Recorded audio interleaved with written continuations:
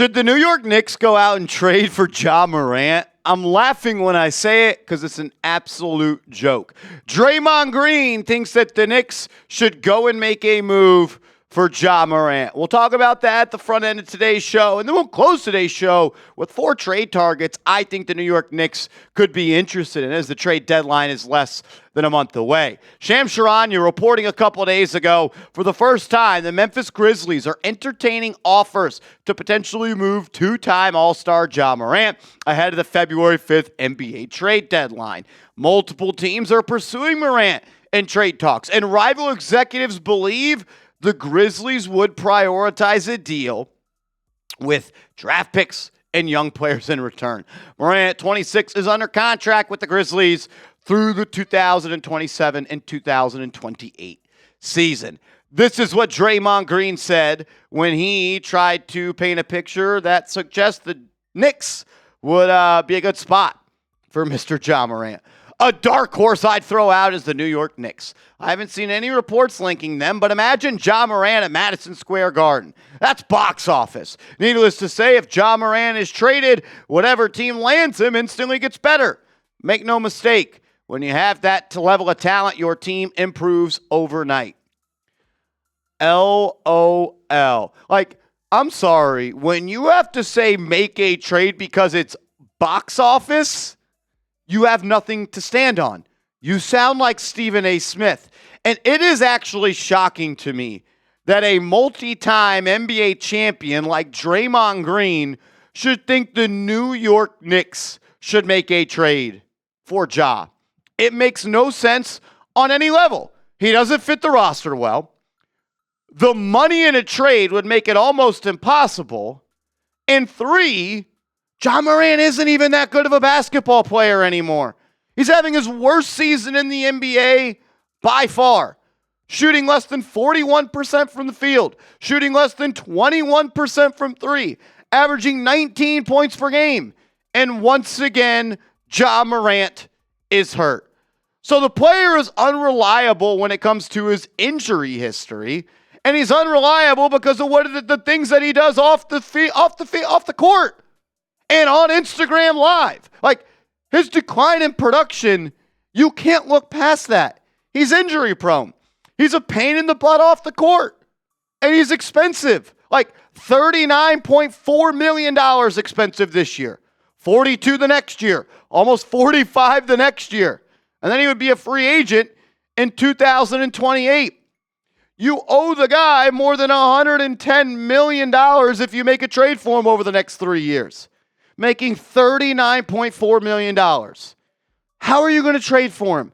Because as we know, because we're actually smart NBA fans because you watch this channel, if you're going to make a trade in the modern NBA due to the collective bargaining agreement, as much money as you are accepting in a trade, you got to send out. And we just showed you it's $39.4 million. What, are you going to trade OG Anunoby for Ja Morant, Draymond Green? That's what you want to do? You want to trade OG Anunoby? Or do you want to trade Jalen Brunson for Ja Morant? Like, you want to trade Mikal Bridges for him? You want to trade Josh Hart and Mitchell Robinson for Ja Morant? That'll make the Knicks better. Dear Draymond Green, this is the dumbest idea I have ever heard. And I have heard some absolutely moronic things in my time covering the New York Knicks here about what they should or should not do. And Draymond, you received the award for the dumbest take of 2026. And we're only, 14 days into the year? It is insane how stupid you actually are. I cannot wait until you retire. And I hope all these networks that cover the NBA smarten up and realize nobody wants to listen to you. And nobody should want to pay you money to have you sit at their desk on their network to talk the NBA. I am sick and tired of Draymond Green, and I do not want him to be a part of this league any longer after he retires. He's ridden the back of Steph Curry long enough. Get him out of here. Like, are you Ja and Jalen Brunson on the same team? You won 4 championships for Draymond Green? 2 with Durant, 2 with Curry. 4 total. You're a 4-time NBA champ. And you think Ja Morant and Jalen Brunson would be a good backcourt duo? Are you serious? Like, Draymond is proof why former players suck as general managers. He shows you why you may be able to play basketball at a high level. You were once the best defender in the NBA. But you actually don't know what it takes to be a champion. Outside of playing alongside Steph Curry, Draymond Green, Klay Thompson, and Andre Iguodala, and David West, and Andrew Bogut, and all of the greats that have played for the Golden State Warriors. Ja and Jalen Brunson in the same backcourt. We are all officially dumber after listening to your opinion, Draymond Green. Congratulations. I award you 0 points. If you know, you know. Do you hate Draymond Green? Because if you can't tell, I do. I'm sick and tired of him as a player. I'm sick and tired of having to hear his opinion. Do people actually watch that damn podcast? If you're sick and tired of Draymond Green, you just want him to go away, hit that thumbs up icon. Coming up next, some legit trade candidates that are possible and actually make the New York Knicks better. I'll tell you who they are coming up around the corner.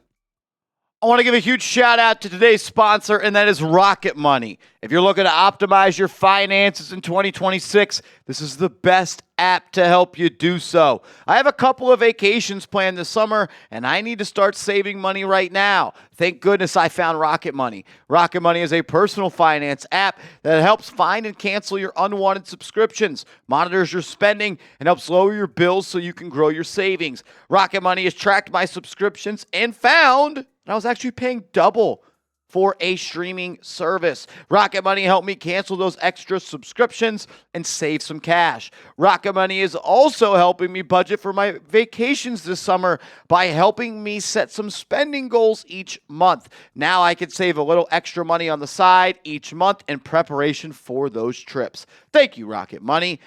Get hooked up with them. Let Rocket Money help you reach your financial goals faster. Join at rocketmoney.com/KnicksChat. That's rocketmoney.com/KnicksChat. rocketmoney.com/KnicksChat.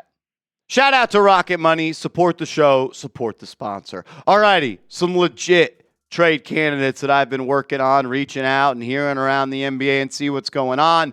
Let's start with the player that I think has been connected to the New York Knicks the most up to the NBA trade deadline at this point, and that is Jose Alvarado, the guard for the New Orleans Pelicans, a defensive-minded player that has that New York grit to him from the area as well. We've talked time and time again, why do we think the New York Knicks, or where do we think the New York Knicks can improve the most? And I think perimeter defense is an area that they need to improve. Alvarado would absolutely help you do that. The question is, where would Alvarado play? Kolek didn't even play in the game the other night. What is Mike Brown's rotation going to be going forward? But if you want a chippy, energy, defensive-minded point guard that can set the table as well as cash in some threes, that's played on some big stages, Jose Alvarado, he fits that bill. This year for New Orleans, playing 35 games, averaging 8 points per night. He could dish it a little bit as well. 4 years in a row, he's averaged over a steal. He can help you navigate ball screens as well. I do think him and Brunson playing alongside together could make some sense. He's a little bit smaller, so you would have two small guards. But if you want to improve the point guard depth, you're not ready to trust Tyler Kolek in big spots, and you want that backup point guard to be more of a defensive-minded player, Alvarado could make some sense. Makes just $4.5 million. The Knicks could get to that number in a number of ways. Nick Richards is a player that has recently been linked to the New York Knicks as he was last year. He was linked to the Knicks when we were closing in on that NBA trade deadline. The former Kentucky big clearly has some fans inside the building. I bet Worldwide Wes is one of those fans of Mr. Richards. He has deep ties to what is it, Big Blue? No, they're not Big Blue. What BBU? Big Blue BBN? Yeah, Big Blue Nation, Kentucky. 28 years old, almost 7 feet tall, an offensively skilled big man who just isn't really putting the ball in the basket this year. Plays in Phoenix.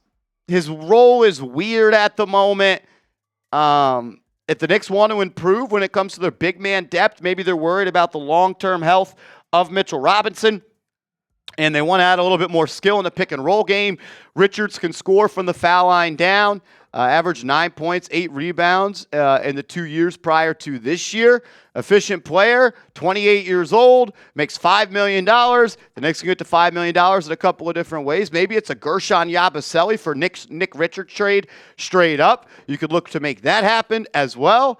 Not the biggest fan in the world of Nick Richards. I do think that this team could use another big. I'm not necessarily sure that it's the biggest need that they have, but if Nick Richards becomes the Knick, I definitely would understand why. My favorite player who we're talking about on today's show, and it's not just because of his last name, Naji Marshall, a player that I have grown to be a huge fan of over the last couple of years in the NBA, even liked what he did back at Xavier in college. He kind of fits a couple of different things that I think the New York Knicks are lacking right now. At 6'6", 220 pounds, he gives you a legit wing body. He's also, I would say, a little bit of an underrated athlete when it comes to just being able to stay in front of ball handlers. I think he has the athleticism to defend on the perimeter. So you get another wing that can defend. But most importantly, what I like about his game is he's an underrated playmaker as well. And he is someone that can take their defender off the bounce, get into the lane, create for himself, and create for others. That is something that I think we saw was very missed when Josh Hart was not playing. Having one of his best years in the NBA, averaging about 13.5 points per game this year, 2.6 assists. The three-point shot hasn't been great during his NBA career. He's been spotty at best, but this is a guy, like we talked about, he can handle the rock. I'd like to see him play alongside Jalen Brunson. He could take the ball out of Brunson's hands, let him be that off-ball demon that he is, and he can break it down. He can run the pick and roll. He can get to the lane. He can spray to the corner. And he plays with a mindset that I want on my basketball team. Tough, physical, aggressive. Naji Marshall would be the perfect fit for the New York Knicks. Makes $9 million. How you get to that could be a little tricky. Gershon making $5 million. Figure out a way to get that done. I wouldn't want to give Miles McBride up, but man, a couple of different ways you can get there. Maybe you have to add that first-round pick, which really is 2 second-round picks from Washington. I would do it for Naji at 27 years old. Haywood Highsmith is another player that I'm a fan of that I think could make some sense for this team. Another wing that could give you a boost on the perimeter defensively. Thing is, he just hasn't played this year as he is recovering from meniscus surgery in the offseason. He is expected to return prior to the NBA trade deadline, so we are inching closer and closer to his return. But if you're telling me I can get another 6'5", 6'6" wing that could shoot 38% from three and is an extremely good defender that works hard, that does those garbage things, like Junkyard Dog, that's Haywood Highsmith. Has that Miami Heat DNA inside of him. He's a player that I would heavily pursue at the trade deadline. Could it be Yabusele and maybe a couple of second-round picks for Highsmith? I think that could make some sense. I think the biggest things that the Knicks need right now, more perimeter defense, someone that could score off the bounce, and another shooter doesn't hurt as well. Highsmith checks 2 of those boxes. Naji Marshall would be perfect, though. I know he's not the best shooter in the world, but he defends, he creates, and he would bring another intensity that I don't think a lot of players on this team brings to the New York Knicks right now. Gone over 4 players on today's show. Name a player you want the Knicks to trade for. Give me a name down in the comment section. Sound off. And make sure you are following me on social media. I'm on Twitter. I'm on Instagram at @MarshallGreen_.